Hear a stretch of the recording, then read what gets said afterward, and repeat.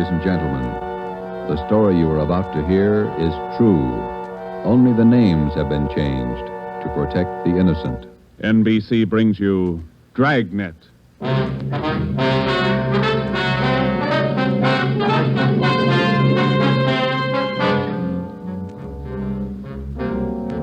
You're a detective sergeant. You've been off duty 2 hours. You receive an emergency call from the chief of detectives. An entire block in the heart of your city is threatened with complete destruction. Your job? Report at once. Dragnet, the documented drama of an actual crime, investigated and solved by the men who unrelentingly stand watch on the security of your home, your family, and your life.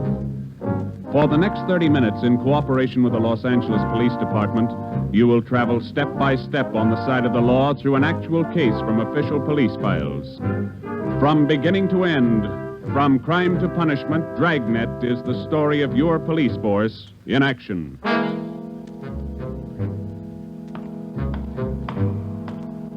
It was Tuesday, November 15th. It was raining in Los Angeles. We were off duty reporting in on an emergency call. My partner's Ben Romero. The boss is Ed Backstrand, chief of detectives. My name's Friday. It was 8:32 a.m. when I walked in the Spring Street entrance of the City Hall. You Sergeant Friday? Yeah, that's right. Take my elevator, Sergeant. It's the only one in service. All right.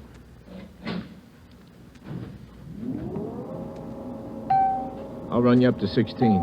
The chief's waiting for you up there. What's the pitch? Only one elevator in service out of 10? The place looks deserted. What's going on? Nobody in the building. All the office people been sent home. Lots of trouble. Somebody declare a holiday? No joke, Sergeant. Big trouble. All right, you convinced me. What is it? Here we are. 16th floor. Over here, Friday. Hi, Joe. Hello, Ben. You made good time. Came as soon as I got the call, Ed. Sorry to have to bring you back in. You worked last night, didn't you? Yeah, midnight to 8 this morning. Sorry. Come on. Okay. What is it, Skipper? Why all the hush? Wait till we get inside. In here. Okay. Number one, let's keep our voices down. All right. I'll make it as brief as I can. Every minute counts. What time you got, Friday? 8:33. All right, here it is. 55 minutes ago, a man walked into this building with a homemade bomb under his arm. If we don't release his brother from the county jail by 9 o'clock this morning, he says he'll pull the trigger on the bomb and blow up the whole building. He's kidding, Skipper. Who is the guy? Name's Vernon Carney. Here's his package. He and his brother have been in and out of jail since 1937. Small-time thieves. Yeah. Where's the FBI kickback? We had him once before, both of them. Brother's name is Elwood, serving a year for car stripping. And this two-bit thief is sitting here in the city hall with a bomb on his lap? That's right. In the next room. What kind of a bomb is it, Ed? You think he's bluffing? Could be bluffing, but the crime lab says no. Lee Jones from the lab get a look at it? Been in there twice. One end of the box is glass. Says you can't see much without a closer look, but you can't get near the guy. What do you want us to do? It's a volunteer job. You can take it or leave it. I won't order you to do it. How you want to handle it? You sure you want a piece of this one, Romero? No, he doesn't, Ed. He's got a family. Get me another single man. We'll give it a try. Wait a minute, Joe. What makes this job so different? Anytime we kick a door in, we never know what's on the other side. That's what makes it different. This time we do. No, you're not going to cut me out. Not the only time I know what I'm getting into. All right. Chandler's tried. Hannon, Davis, Watson, they've all tried. This guy Carney knows what he's doing. He's no pushover. But somebody's got to get that bomb away from him. Friday, Romero, it's your baby now. I looked at my watch. It was 8:36. We left Backstrand and started down the hall. If Carney was going to make good his threat to blow up the building by 9 o'clock, we had exactly 24 minutes to talk him out of it. Ben and I figured we'd better look him over first and then work out some kind of a plan. Maybe just talking to him would do it. Vernon Carney was sitting in a straight-back chair against the far wall facing the door. He was seated between two windows that looked out over the city. Along the left wall was a row of 6 wooden chairs. In the center of the right wall was a connecting door leading to the office where Backstrand had briefed us. The door was locked on both sides. Just off-center and favoring the left of the room was a small filing table. The other furniture in the office was a desk just forward of the connecting door on the right. There was a dictaphone on the desk. In the near left corner, shielded by a white screen, was a small wash basin. The faucet leaked. Vernon Carney was middle-aged. He sat erect, holding a black box on his lap. He held his right hand inside one end of the box. Ben and I stood there for a minute and looked at him. Then we walked in the room. What do you say to a man with a bomb? That's close enough. Cigarette, Carney? I'm not smoking right now. What are you trying to prove? You know what I want? We're not going to let your brother out of jail. You got until 9 o'clock to change your mind. According to that clock on the wall, you got 24 minutes. If we go, you're going with us, Carney. Don't take much of a brain to figure that, copper. What made you think you could get away with this? Haven't yet. It ain't 9 o'clock. Unless that clock's slow. Haven't checked it against my pocket watch lately. That's the one that's running this show. Have you given any thought to all the innocent people that are going to go up with that thing of yours there? My brother's innocent. I want him out of jail. The court says he's guilty. He'll get out when he serves his time. That's where you're wrong, copper. He gets out at 9 o'clock this morning. All right, come on, Carney. Get your hand out of that box. Put the box on the table. You think I'm bluffing, don't you? I'm going to let you get within 5 feet before I make a liar out of you. Okay, Carney. I guess you mean business. You can take 3 more steps and find out for sure. Suppose we did let your brother out. We'd just come out and pick him up again, you along with him? If you could find us. Let's get this straight. If we let your brother Elwood out, how do we know you're going to keep your promise? What promise? I ain't made any promises. You just get Elwood down here first, and then we'll talk about it. There's only one thing I can't figure, Carney. Yeah, what's that? If we don't let your brother out, you say you'll pull the trigger on that bomb. You're going to kill a lot of innocent people. What are you going to prove by that? It's 8:37. You've got 23 minutes left. Now, I wish you'd answer that one for me. Why do you want to kill a lot of innocent people? Don't try to con me, copper. I know they cleared everybody out of this building 45 minutes ago. I know they cleaned out the whole block. They got it roped off. Where'd you get your information? I got a couple of windows here to look out of. Don't you think it's about time to send somebody over to get Elwood? You know, Carney, we got a way out of this. We don't have to let your brother out neither. I've heard that before. What's to stop us from leaving the building along with the other few officers and let you sit here and touch off that bomb? Go ahead. It won't be a long wait without you. Who are you trying to kid? You'd let me blow up $10 million worth of taxpayers' money? No. You're going to let Elwood out. You'll wait till the last minute to do it, but you'll let him out.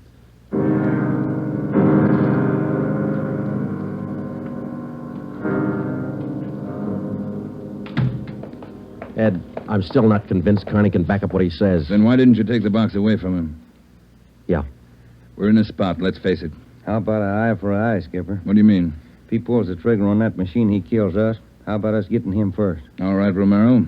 How you going to handle it? Well, I'm not top man on the pistol range, but I could wing him. And then he hands the box to you? Or maybe he falls and his reflex action pulls the trigger. Okay, I don't wing him. I stop him for keeps. You just can't walk in there and shoot him down. Why not? You do the same thing with an armed criminal. Yeah, but you warn him first. I'll warn him. Yeah, and after you shoot him, you find out it's a harmless gadget. Couldn't have gone off in a million years. No, a gun's not the answer. We can't shoot him until we're positive. We'll be positive by 9 o'clock, and there might not be anybody around to shoot him. We've located Carney's apartment. There's a detail out there checking it now. Pacelli and Morris. Ed, have you got any ideas at all? Anything we could try? That's why I called you in. None of us have gotten any further than you did just now. There's just one thing I want to know for sure. Yeah, Friday. Is it or isn't it? We all want to know. Either way, we've got to get that box away from him. Backstrand. Yeah. You did? Yeah. No, stay out there till I call you. All right, here's half the answer. That was Pacelli. They found 28 sticks of dynamite in Carney's apartment. We knew Carney wasn't kidding now. We could see into the bomb through that glass window in one end. It looked like dynamite inside, and there was dynamite in Carney's room. We didn't know if he had the nerve to pull the trigger. We didn't know if it would go off when he did. But with only minutes remaining, nobody wanted to take the chance. From here on in, all of us agreed that Vernon Carney sat in the next room, holding in his 2 hands a force powerful enough to destroy us all. We had to get that box away from him, and to get that box, we had to have a plan. I looked at my watch. It was 8:40. 20 minutes till 9 o'clock. How do we get it away from him? I got an idea. It might work. Let's have it. Carney's sitting against the far wall between 2 windows. They're both open. Yeah, that's right. All right, if we could get a man through one of those windows, we might get Carney from behind. How are you going to get him? Whoever gets through the window could slug him. What do you do then? Somebody grabs the box. The crime lab can tell us what to do with it. How do we get a man through one of those windows? We're on the 16th floor. Well, there's some kind of a ledge that runs around the building on each story. Wide enough for a man to walk on? Hey, let's take a look. All right. Looks pretty narrow, Joe. That's a good 18 inches. Could be done. Oh, too risky. It's raining out. That ledge is slippery. Strong wind out there, Joe. Tear a man right off the building. Yeah, I guess you're right. Well, there's still a way. How about a ladder? 16 floors, Skipper. There might be a way. The fire department would know that. I'll get Battalion Chief Erickson. Is Lee Jones in the building? No, he's over in the crime lab. I'll get him up here, too. I don't know, Friday. Maybe it'll work. It's got to, Ed. All right, now look. It's going to take a couple of minutes to set this up. We've got to know what Carney's doing every second of that time. Well, how about the dictaphone in there on the desk? Good. Get it on without him seeing you. We'll try. The dictaphone in there is connected to this one in here. This room is 1614. You got that? Yeah. All right, push down key 1614 on that machine in there and leave it down. Get the receiver off the hook and leave it off. Leave the receiver off. That's right. You know, if it isn't off the hook, we won't be able to hear a thing in here. All right. Come on, Ben. This is Backstrand. Give me Chief Erickson. Where's my brother? Still in his cell? You coppers are long on talk, but short on time. Yeah, we know. I'm telling you, for your own good, you'd better get Elwood over here. Carney, I'll bet if we get your brother on the phone here, he'll tell you he doesn't want any part of this. You mean Elwood don't want out? Since when? Sure he wants out, but not your way. He's only got a year to serve. Why don't you leave him alone? I told him I'd get him out. He didn't think I could do it. But I'm doing it. I'll make you a bet, Carney. Let us get your brother on the phone. He won't walk out of here with you. All right, get him on the pipe. Where you going? The phone's over here. Have to use the dictaphone. Got to get an okay from the chief. Elwood's still a prisoner. What's the matter with the phone? No operators. You know the building's been cleared. Oh, yeah. That's right. Almost forgot. Okay, you can use the dictaphone. This Friday, Ed. Carney wants to talk to his brother. Yeah, I know you'll have to send somebody over. Have them put the call on extension... wait a minute. What's that extension number, Ben? 2351. 2351, Ed. Right. It'll take a minute. Yeah. I'd kind of like to talk to El. Been a couple of months since I seen him. We've always been together, me and El, most of the time. Joe, let's go in and see if we can hurry that call. Good idea, boy. 16 minutes to 9. Hey, cop. Yeah. Forgot to hang up the dictaphone, didn't you? I put the receiver back on the dictaphone. Ben and I had failed to make good on the first step of the plan. When we got outside the door, we briefed Davis and Watson. They went in to sit with Carney. It would be their job to keep us posted on Carney's movements. The dictaphone was out. We went back into the office next door. Chief Sam Erickson of the fire department and Lieutenant Lee Jones from the crime lab were already there. We told Backstrand what happened. Would have been a help. We haven't got time to cry over it. Carney's wide awake, Skipper. He doesn't miss a thing. Backstrand told us the plan Friday. We can't run a ladder up from the street. Too high, Chief? Best we got is a 100-foot aerial. You figure 12 foot to the story, that'll take you up 96 feet, 8 floors. And we've got the latest equipment. What's the idea you had, Jones? Sam, can you get hold of a pump here in a hurry? Sure, we got a lot of scaling ladders, but you got nothing up there to hook 'em on. You figure on dropping down from the floor above? That's right, and I figure a pump here would do it. Sure it would. You could make it fast to the windowsill up there, but you got a 1.5 foot ledge in the way. No, what you want is a lifeline. You mean lower a man on a rope, Chief? Yeah, Romero. That's the quickest and the quietest. Could you rig it so one of my boys could do it? Sure, Ed. What's the risk? None if you work it right. We'll strap on a life belt. Give the man heavy leather gloves. 2 of my men will lower him down. Pick your lightest man. What do you think, Lee? That's it. What do we do with the bomb when we get it? I figure that box Connie's holding is about a foot square. Here's what I'll do. I'll get you a bucket with a 1.5 foot mouth. It'll be full of water. Yeah? I'll have it right outside the door to that office. When you get that box, place it in the water. We'll get the bucket out of the building as fast as we can. And once we get the bomb underwater, we're in the clear. And I can't promise you that, but it's the safest way to handle it under the circumstances. All right, that's the procedure. Sam, you take care of your end. Right away. I'll get a detail to give me a hand down on the street. We'll have a car ready to take the bomb to a safe area to decommission it. Work as fast as you can. Come on, Sam. It's our baby, Joe. That's right. Which part of it you want, the rope or the bomb? You call it. Fire Chief Erickson says the lightest man on the rope. That's me, Joe. All right, I'll get the bomb out of the building. Okay, that's the routine. But carry this with you. The man that comes down on that rope has one chance to make good. You slug him and make it count because there's no second try. Yeah. And, Joe, when you grab that box, you got to get it away from Carney before he can squeeze the trigger. Then you got to get it down into the street. The elevator. You know how to operate it? That's pretty simple, but I'll double-check with the operator. Better do it right now. Okay. Ed, we better get Carney's brother on the phone for him. He seemed anxious. Might be a pretty good stall. All right, Romero. That's the outside phone. Get the city jail. All right, Skipper. Get going, Friday. Okay.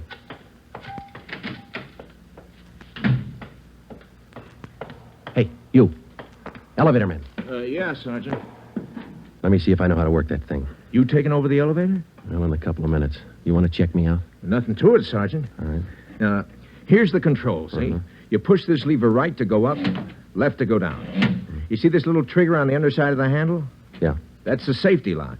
Be sure you squeeze it or you can't move the lever. Let me try it, huh? That's it. Right to go up, left to go down. Right to go up, left to go down. How do you operate the doors? Automatic. They work off the control lever. When the control lever is locked in the up or down position, the doors will close. I get it. Now, in case they jam, this red emergency button up here? Yeah. Push it. If that doesn't close them, we call the repairman. Okay, I think I got it. You sure now? I've had my orders to get out of the building. I'll just leave the elevator right here and take the stairs down. All right. Thanks a lot. Sergeant, just curious. You going to take the bomb down in this car? We're going to try. You won't have any trouble. We haven't had an elevator failure in 18 months. The elevator man turned and went down the stairs. Outside of a handful of volunteers and a man with a bomb, the city hall was now cleared. I started down the corridor and met Ben outside the office.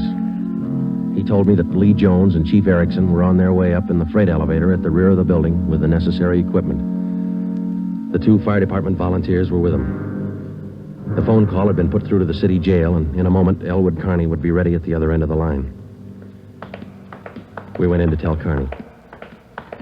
I told him over at the jail to put the call through on extension 2351. Yeah. When's it coming through? Right now? You got Elwood with you? No. Look, Carney, we told you we'd get him on the phone for you. The call will be through in a minute. Minute's a long time, cop. You only got 12 of them left. Elwood's going to talk you out of this. Oh, sure. Sure, everybody's going to talk me out of this. First it was them other 2 cops, the little Porky guy and that other monkey.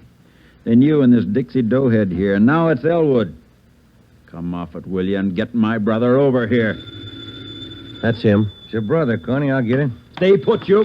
Just gonna get the phone. You want to talk to your brother, don't you? I'll take care of the phone. We'll disconnect it for a while. Now get it straight, copper. I'm through with your stinking rotten lying. I want Elwood here. And I want him now. Bring him here before I blow you all to pieces. What's going on? Who threw that phone out in the hall? I did. You want me to go out and pick it up? Carney, that's not going to get you anyplace. You the big boss around here? Maybe. Are you or aren't you? I answered you. All right, big boy. I've got a piece of advice for you. Take your rookie cops here and get it through their heads I mean what I say. I want my brother over here in this room. And you've got just 11 minutes to get it done. Tell them that, will you, boy? All right, Carney. It's your show.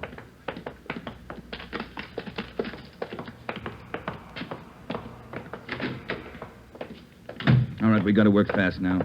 Jones, everything set for you? Got the bucket with the water right here. Car's waiting down the street. Right. Erickson, your boys ready? Upstairs, waiting. And we all know what to do. Ed, I got to have somebody to give me a hand with Carney when he falls. I'll be in there with you, Friday. Ready to go upstairs, Chief? Anytime. Oh, one thing you ought to know. What's that? Strong wind coming up. About 20 mile an hour out there right now. That going to louse us up? No, but it's going to increase the sway. Got to allow for it. How you mean? Wind's coming from the south. We'll lower you just to the right of the window. If I figure it correctly, the wind will do the rest. Bigger risk, but we don't control the weather. How you going to do it, Ben? As soon as I get in position, I'll reach in through the window on his right. I'll use the billy. Try to catch him on the right side of his head. One good hit should put him away. Let's make it 2 and be sure, huh? Right. You ready, Chief? Now, let's go. Ben. Yeah? Nothing. I'll be careful. You too, huh? What's the time, Friday? 8:50. Shouldn't take more than a couple of minutes for Romero to get down to that window, unless the wind gives him trouble. Jones, no use you sticking around. I'll give Friday a hand. That's my job. We got to keep you alive to decommission the bomb. Bum joke. See you downstairs.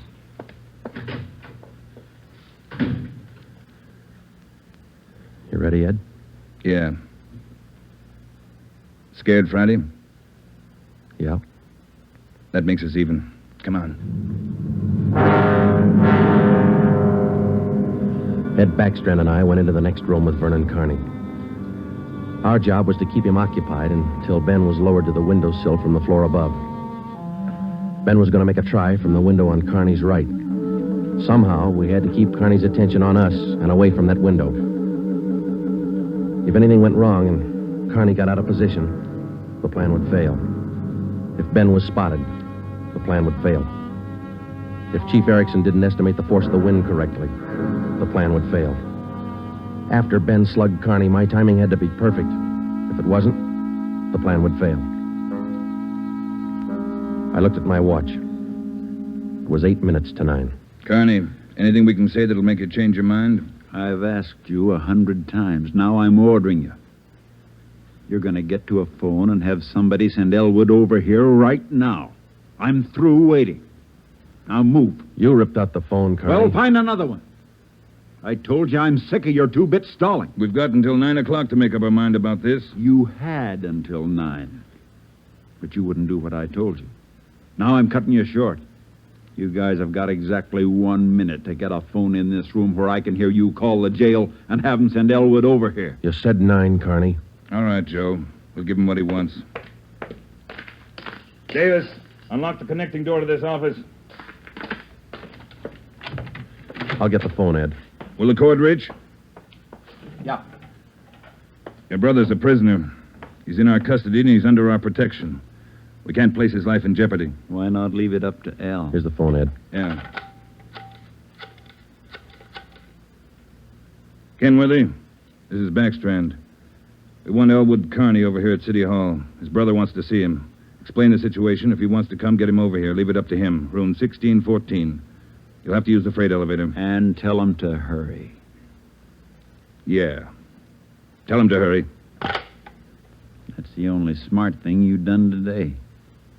Now, why don't you go next door and figure out another angle? We'll wait for Elwood, too. You don't think I'd let you get out now, do you? We're all going to wait right here for my brother. In case he don't show up, you're going to see me pull the plug. Just sit down. Not so close. Right where you are, sit down.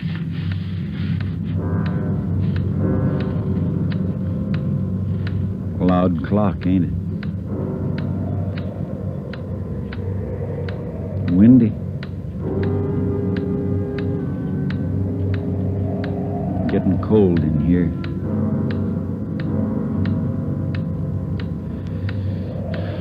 Sure a loud clock. Real windy. Maybe I ought to close the windows. Don't want to catch me a cold. Ike, turn on the heat. Stay put, cop. Hey, what's that? What's going on? Just the wind, Shut Carney. up! There's somebody out there. I can see his feet. You stupid cops. Pull him up! Get back there, you! Pull him up! Friday told him to pull him up. Right. Pull him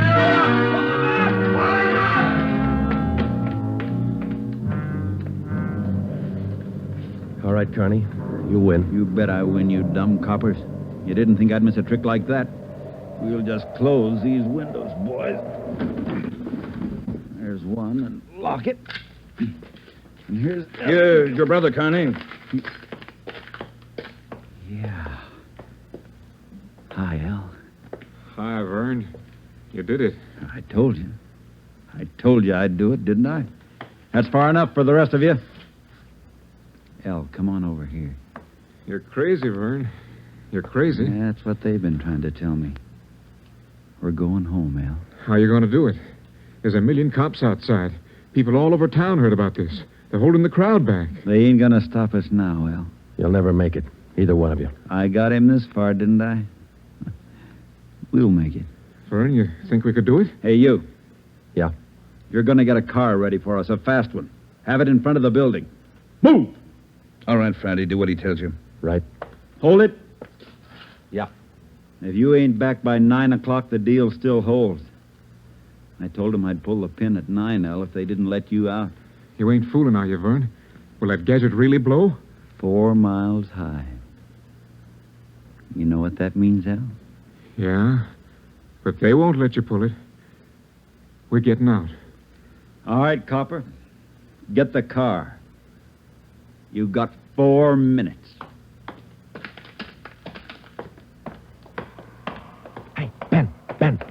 What happened? He spot me? Yeah, there's no time to explain. Now, listen. We gotta work fast. Yeah. We had to bring Carney's brother over from the jail. I don't think he cares if they get out or not. He just wants to use that bomb, and for some crazy reason, he's waiting until 9. How much time we got? Let me look. Less than 4 minutes. How about the ledge? You think you can do it? Strong wind. You'll have to hang on like a fly. I don't know. I can give it a try. Okay. Same plan. Every second counts. Now, I can't brief Ed. He's in the room with the guy. It's up to you and me. I'll get on the ledge from one of these offices. I hope I make it.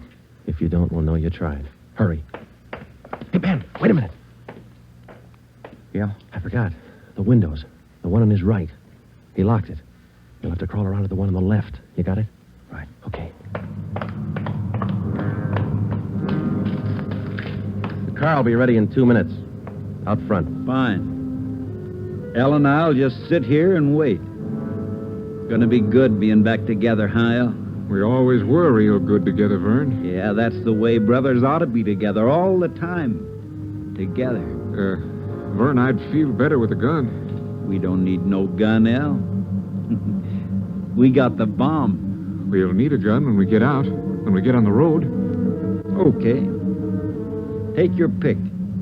They all got 'em. Hey, you, give him yours. I'm not carrying a gun. I left it in the other room. A cop without a gun? Who's kidding who? I left it in the other room. Frisk the big boy, Elle. He's got one. About time for the car, ain't it? 2 minutes to 9. Yeah, this feels like it. Right on his hip. Hey, Vern, look out! Grab him, Joe. I got him. Get the box. Leave that gun alone. I got him, Ben. I gotta get his hand out of it. Run, Joe. Get it in the water. Run!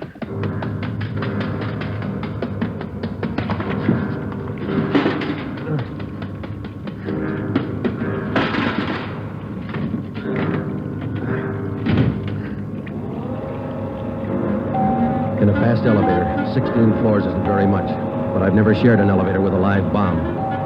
It seemed like minutes between floors. I kept watching the bucket.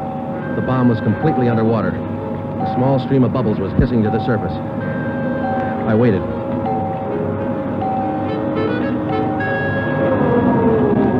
Main floor. I picked up the bucket and ran for the street. I missed the first step. I fell forward. The bucket spun out of my hand. I sprawled flat on the sidewalk. I waited for the explosion.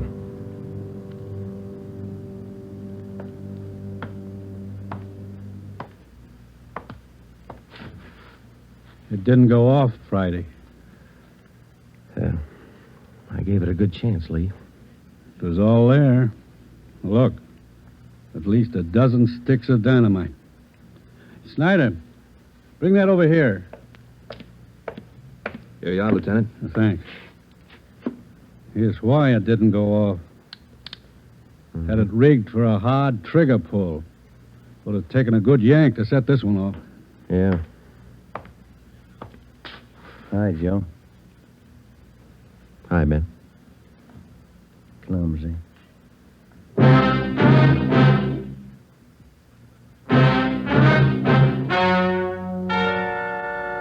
The story you have just heard is true. Only the names were changed to protect the innocent. Vernon Carney was examined by 5 different psychiatrists appointed by the Superior Court and was found to be incompetent. He is now confined in the state mental institution for the criminally insane. Elwood Carney is now serving the balance of his sentence with no time off for good behavior. You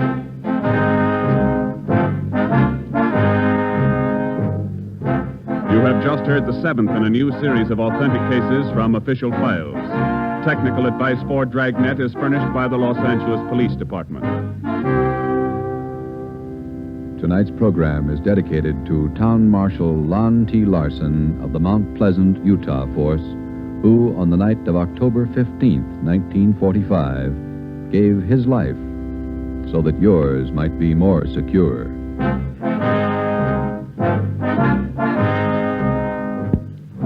Dragnet came to you from Los Angeles. This is NBC, the national broadcasting company.